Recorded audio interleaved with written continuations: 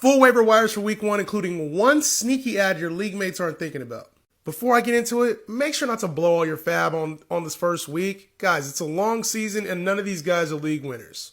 The first player I want to add is Kenneth Gainwell. Now, Kenneth Gainwell obviously is a starter for the Eagles with Rashad Penny on the bench. This is a guy that profiles as a RB3 flex every single week. Not a ton of ceiling here, but this is a good ad. This is the only must add of the week. One of the more popular ads will be Puka Nacua. This is a short-term fix because once Cooper Kupp comes back, he's going to go back to a secondary role. If you're thin at receiver, maybe you lost Cooper Kupp early in the offseason, you lost Deontay Johnson this week, Puka Nacua is a good ad. Jacoby Myers probably isn't available in a whole lot of leagues, but if he is, go ahead and grab him. He served as the clear number 2, and Jimmy G trusts him. He might be on the shelf this week for a concussion, but this is a great ad. If you lost J.K. Dobbins, this is the only reason I'd really pick up Justice Hill or Gus Edwards. I'm not really in on Justice Hill as like a long-term asset, but he has weekly flex appeal. Same for Gus Edwards. Justice Hill just had the touchdowns and probably profiles as the better back because they'll use him in the passing game. Kendrick Bourne's the number 1 in New England. This looks like more of a bye-week flex than anything. Good bench ad. With Deontay Johnson on the shelf, go get Allen Robinson. The fantasy community's down on him, but he should have a good role with Deontay Johnson on the shelf for a couple weeks. The sneakiest ad, Roschon Johnson, who saw great usage in the second half. Khalil Herbert. I think it's a very short leash for Khalil Herbert. Roschon Johnson profiles as a guy that could be a league winner very soon. Are we buying the dip on these players in fantasy?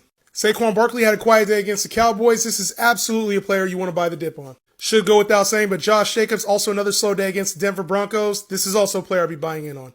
Dameon Pierce had a rough go-around against the Baltimore Ravens, but this could be a pass-happy approach from a team that's going to be down in football games. He only played 48% of the snaps. This is not a buy-the-dip opportunity. Joe Mixon only had 10 points against the Cleveland Browns. Better days are ahead. This is a buy-the-dip opportunity. Drake London with 0 targets, 0 catches. This is not a player I'm interested in buying low on. His value is a wide receiver 3, and it'll be inconsistent. Arthur Smith doesn't seem too concerned with getting him the football. Najee Harris had a rough game against the 49ers. A lot of concerns about Jaylen Warren heading into the season, taking over his workload. I'm not worried about Najee Harris, who had a top 5 finish to the season last year in the last 8 games.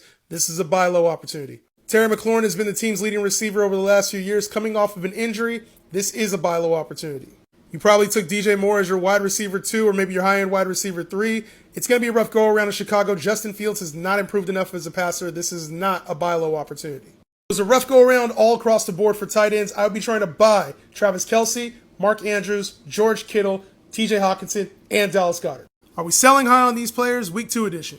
Brandon Ayuk was the second highest fantasy receiver of the week, just behind Tyreek Hill. I would not be moving Brandon Ayuk unless I was getting back an elite wide receiver. Value him as a high-end wide receiver too.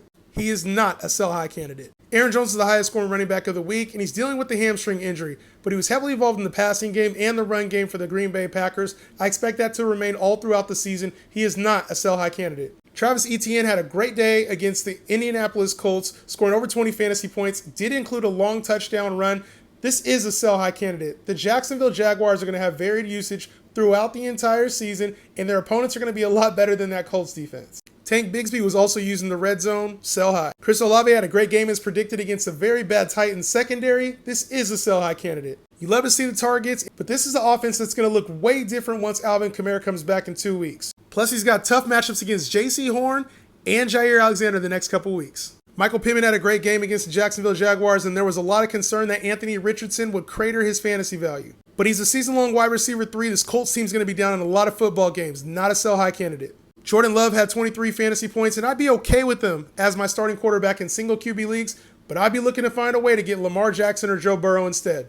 I think you could pair him up with an overperforming wide receiver 3 or running back 2 and probably get one of them. Welcome back, Breece Hall. And yes, this is a guy here not trading. He had a very good performance on limited touches. He should get better as the season goes on. And then Jordan Addison. He had a nice 40-yard touchdown against the Tampa Bay Buccaneers, but he profiles as somebody who could be inconsistent this season, especially being the third target behind TJ Hawkinson and Justin Jefferson. I'd be trying to sell high for an underperforming wide receiver 2/high-end wide receiver 3. While he only had 13 fantasy points, the community seems to think he had a great game. I would be trying to move David Montgomery for the high as well. Pair him up with another player to go get Najee or Joe Mixon. Welcome to the Droppables Week 2 edition. Rashad Penny did not play the first week. He was inactive, and so he should be inactive on your fantasy team. Throw him to waivers. Greg Dulcich is very droppable. This was a miss for me this offseason. I thought he would have a good role in Sean Payton's offense. He was injured in the game on Sunday and will be out for a few weeks. So You could drop him. Mark Andrews got hurt, so everybody thought to pick up Isaiah Likely. Well, it's likely he's going back to waivers. You could drop Isaiah Likely. This is another one of the reactionary plays that we had from week 1. Travis Kelce was out. We assumed Sky Moore would be a startable play. He's not startable, and he doesn't belong on benches until he proves more. No pun intended, but he's a drop. In some deeper leagues, maybe you were thinking Michael Gallup would have a resurgence here. There was a lot of talk this Cowboys team would get him involved. I don't see it. He's a drop. Aaron Rodgers tore his Achilles heel, will be out for the year, and that means there's not a lot of passing volume to go around for this Jets offense. Mecole Hardman was a dart throw for a lot of people in 14, 16-man leagues. It ain't there. You could drop him. While I thought Shane Steichen would get Alec Pierce more involved, it doesn't look like he's the clear number 2 on this team. That's Josh Downs, so you can get rid of Alec Pierce for somebody with more upside. It wouldn't be surprising if he becomes a pickup later in the year.